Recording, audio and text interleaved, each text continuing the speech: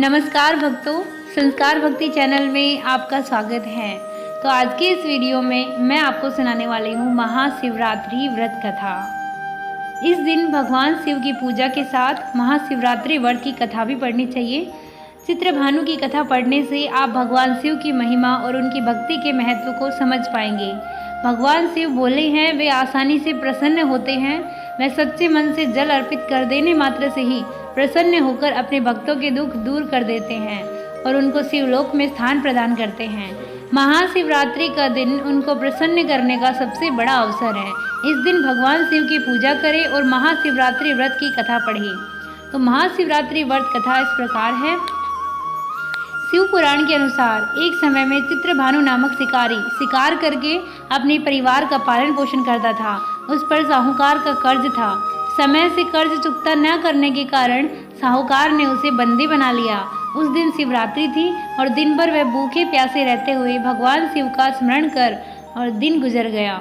शाम को साहूकार ने उसे कर्ज चुकाने के लिए अगले एक दिन का समय दिया और चित्रभानु को छोड़ दिया। तब चित्रभानु भूख प्यास से व्याकुल होकर जंगल में शिकार खोजने लगा। देखते देखते शाम और फिर रात हो गई। तब वह एक तालाब के पास बेल के पेड़ चढ़ गया और रात बीतने की प्रतीक्षा करने लगा। उस बेल के पेड़ के नीचे शिवलिंग था। चित्रभानु अनजाने में बेल पत्र तोड़कर नीचे गिरा रहा था जो शिवलिंग पर गिर रहे थे। इस प्रकार संयोगवश वह दिन भर भूखा प्यासे रहा, जिससे उसका व्रत हो गया और शिवलिंग पर बेल पत्र गिरने से उसकी शिव आराधना भी हो गई। रात बीतने पर एक गर्भिणी हिरणी तालाब किनारे पानी पीने आई। तब वह धनुष बाण से उसका शिकार करने के लिए तैयार हो गया। उस हिरणी ने चित्रभानु देख लिया। उसने शिकारी से कहा कि वह गर्भवती है, जल्द ही प्रसव करेगी। उसने शिकारी से कहा कि तुम एक साथ 2 जीव हत्या करोगे, जो ठीक नहीं है। हिरणी ने शिकारी को वचन दिया कि वह बच्चे को जन्म देकर आएगी, तब शिकार कर लेना। इस पर शिकारी ने उसे जाने दिया। इस दौरान प्रत्यंचा चढ़ाने तथा ढीली करते समय कुछ बेलपत्र शिवलिंग पर गिरे। इससे प्रथम प्रहर की शिव पूजा हो गई। कुछ समय के बाद एक और हिरणी वहां से जा रही थी। तब शिकारी खुश होकर उसके शिकार के लिए तैयार हो गया। तब हिरणी ने उससे निवेदन किया कि हे शिकारी, मैं थोड़ी देर पहले ऋतु से निवृत्त हुई हूँ, कामातुर विरहिणी हूँ, अपने प्रिय की खोज में भटक रही हूँ। मैं अपने पति से मिलकर शीघ्र ही तुम्हारे पास आ जाऊंगी। तब शिकारी ने उसे जाने दिया। चित्रभानु शिकार न कर पाने से चिंतित था। रात्रि का आखिरी पहर बीत रहा था। इस बार भी कुछ बेलपत्र टूटकर शिवलिंग पर गिरे, जिससे दूसरे प्रहर की भी पूजा हो गई। तभी एक दूसरी हिरणी बच्चों के साथ वहां से जा रही थी। तब चित्रभानु ने उसका शिकार करने का निर्णय कर लिया। तब हिरणी ने उससे कहा, हे शिकारी, मैं इन बच्चों को इनके पिता के हवाले करके लौट आऊंगी। इस समय मुझे मत मारो। इस पर शिकारी ने कहा कि वह मूर्ख नहीं है, इससे पहले अपने 2 शिकार छोड़ चुका हूँ, अब उसका परिवार भूख प्यास से तड़प रहा होगा। तब हिरणी ने कहा कि मेरा विश्वास करो, मैं इन्हें इनके पिता के पास छोड़कर तुरंत लौटने की प्रतिज्ञा करती हूँ। ऐसे करते हुए सुबह हो गई और अनजाने में ही शिकारी की शिवरात्रि की पूजा हो गई। उपवास और रात्रि जागरण भी हो गया। इसी बीच एक हिरण वहां से जा रहा था। तब शिकारी ने इसका शिकार करने का निश्चय कर लिया।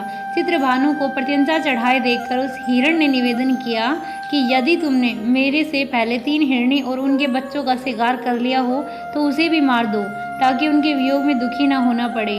अगर उनको जीवन दान दिया है तो कुछ समय के लिए उसे भी जीवन दान दे दो, उनसे मिलकर वह दोबारा यहाँ आ जाएगा।